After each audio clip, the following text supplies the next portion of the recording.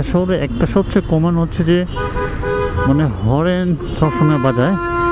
এটা দেখতে পাচ্ছেন, মানে এইখানে কিন্তু টোটালি জ্যাম আছে, তবুও হরেন মানে বাজাচ্ছেই। আসলে এই জিনিসটা আমাদের কবে কমবে জানি না।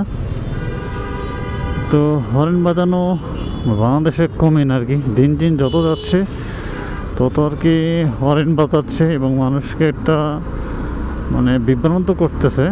আসলে যার কানে এই আওয়াজগুলো যায়, যে এগুলো হাইড্রোলিক হরেন, সেগুলো সে বোঝে একমাত্র যে হরেনটা কেমন।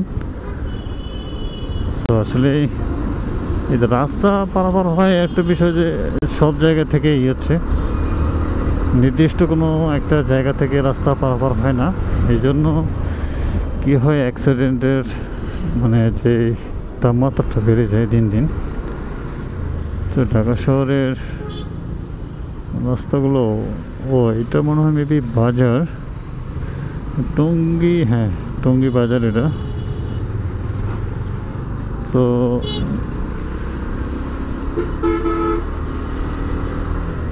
আজকে মোটামুটি রাস্তার চাপ আছে মোটামুটি গাড়ি ঘোড়া যানবাহনের।